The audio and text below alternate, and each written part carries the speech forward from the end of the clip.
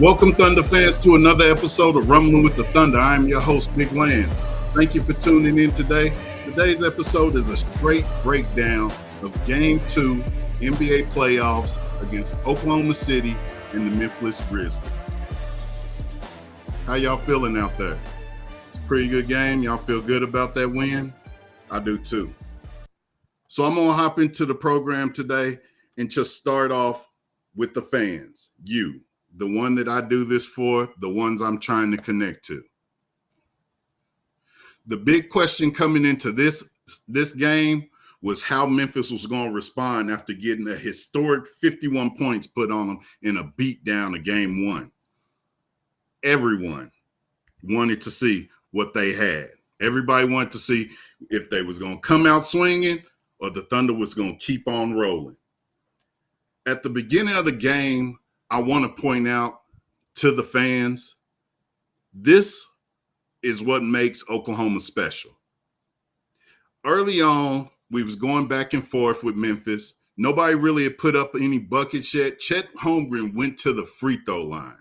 And I have to point this out because this is what we do that no other franchise does. Chet Holmgren goes to the line, misses free throw number one. The crowd starts cheering, pumping him up, getting behind him. What fan base do you know that does that? That's huge. Like, that's what separates our fan base than any other place. Needless to say, Chet hits the second one. Game begins. All the fans can sit. From the opening tip-off, the intentions were very clear.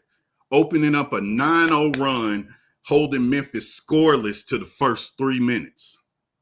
Grizzly missed their first 10 shots. And that boy Ja, they was locked on him. They was locked on Ja Morant all night.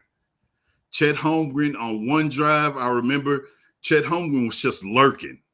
He was just lurking, waiting for his time to attack, forcing Ja Morant to change and kick it out for a low percentage shot.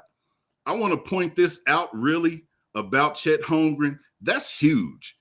Those moments that he does that, y'all have to watch the game and watch Chet and watch how when people attack the hole, just his presence in the middle alone makes them change their decision or even alter his shot. So even if he doesn't get the block, he still makes an impact.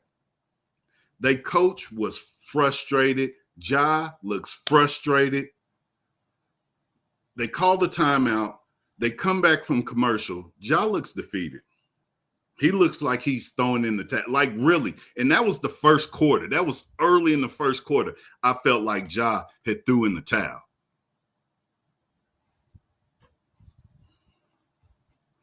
By the end of the fourth quarter,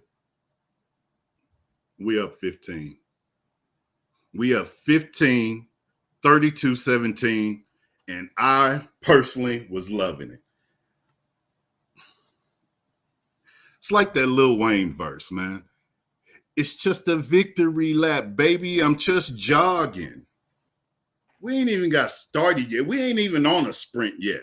This is just us jogging, eating at the Grizzlies. So the other thing I want to jump to, that boy JDub. Strong, physical, different. He's playing different now. He's not even looking for the calls. I think that's what we wasn't looking for, the calls as a whole, because we really don't do that. But there's sometimes we do go to the hole and we think we're going to get that foul call. And that's something that I was worried about going into the playoffs. That boy Dub looking strong and physical. The aggressiveness was everywhere. I'm talking diving for loose balls, hands everywhere, ball. Defenders was closing out all over the court. And even when Ja Morant thought he had an open look,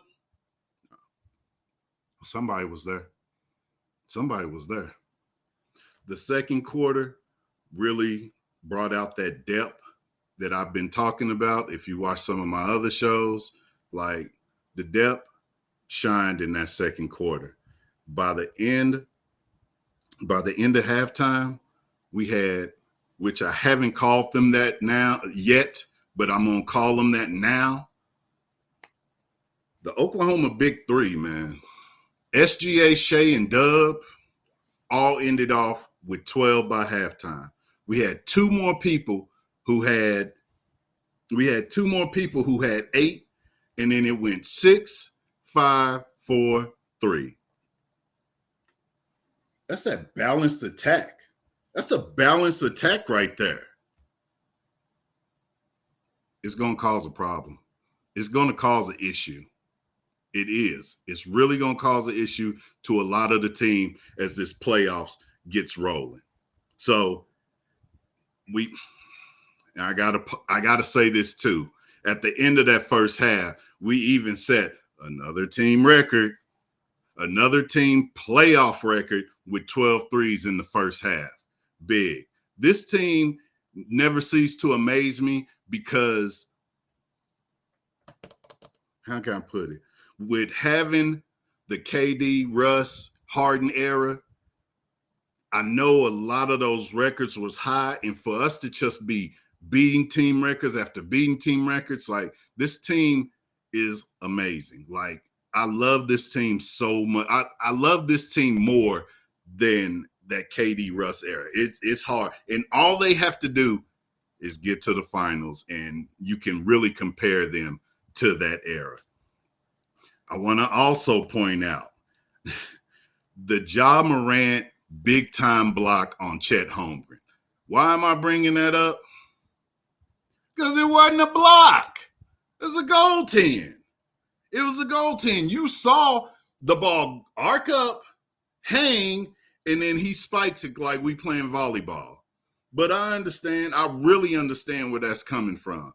The refs like, man, I gotta toss y'all a bone. I gotta give y'all something, because with these big dogs out there, that y'all can't contain, issues for Ja. So give him the little 2 points. Give him the little block. Make him feel better about himself. At half, we was up 18 points. It was 7-52. Memphis showed no life at all in the first half. To me, we were still blowing them out. But oh yes, the third quarter is when Memphis got their get back. And I guess that was as good as it get, because it really was at a point that I was like, oh yeah, okay, Memphis is down by 8. So now we can start strategizing, and I can see what my coach got over there. I can see what Mark got over there, because Mark ain't even had to go deep in his bag yet. So after they got to that single point digit, who you got to worry about? MVP.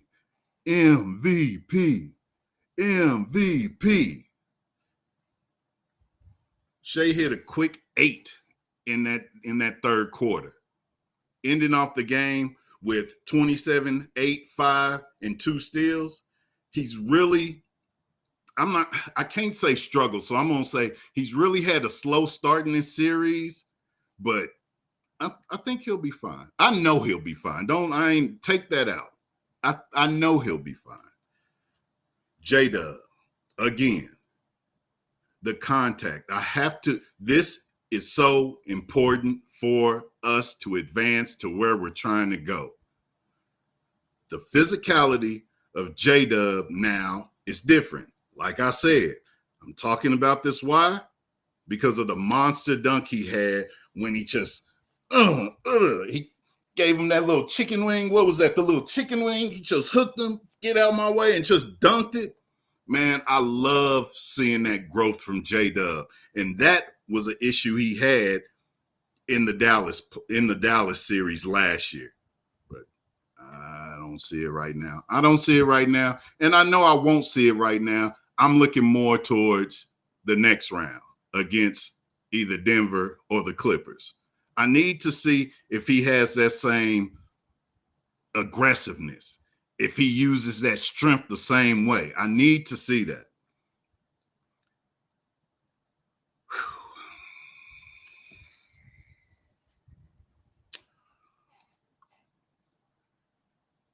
Josh Giddey or Alex Caruso?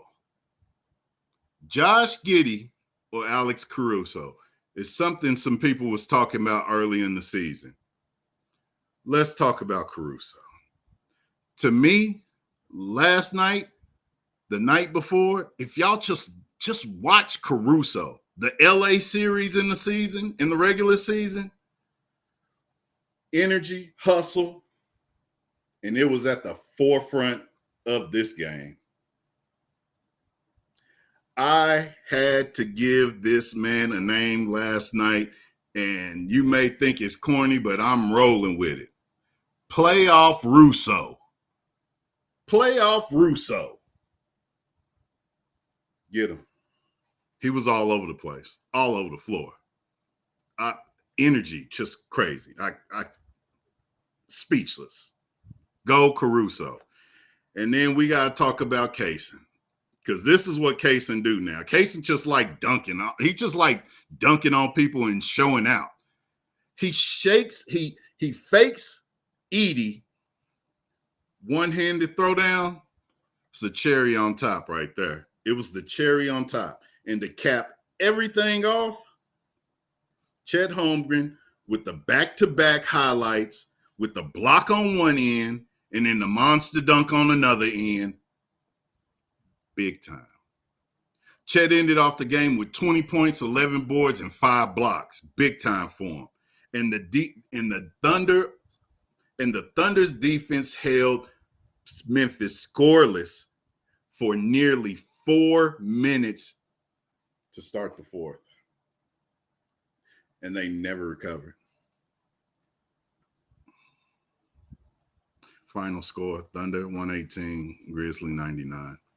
We take a 2-0 lead, headed into Memphis. I'm ready for Memphis. I'm looking forward to going to Memphis and playing them. Remember I said if any game I thought that they would get, it would be game 3. This is the game coming up Thursday. Game 3. We'll see what they do.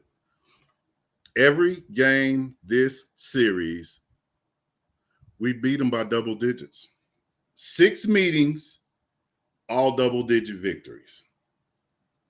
That's why, ladies and gentlemen, the show before, the episode before, I told you put your feet up. There was a reason for that.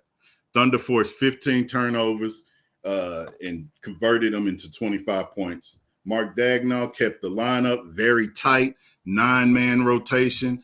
Even though Wiggins just had 7 minutes, you can't argue with the results. I'm very curious on why he did it, but just like I said, you can't argue the results. Like, you can't. Candace Parker said one fact in the game that I always think of the John Wick scene where he goes in with all the guns. I can't wait. I'm going to figure out how to post that. But what a luxury it is for the coach to play multiple ways on the offensive side of the ball. And even on the defensive side, what a great luxury it is to have a full lineup of players like this who buy in, who fight, and who cheer each other on. That is a problem. That is one thing that I feel Golden State, what made them so strong when they was winning championships. I feel it. And it may not be this year, folks. And I hate to brush your bubble like that, but I feel it. Like, I feel we could possibly do it this year. They keep playing like they doing right now. We'll make it there. So I'm about to wrap up, hit you with my good, bad, and ugly, and get out of here. But before I do, I just want to say, I told you. My first prediction on my channel, and I told you. I said, we may not beat you by 51. We We may beat you by 20. That's good. I like that. I'll take that. And that's going to roll into the good. I'm taking the good this week. Good, bad, and ugly.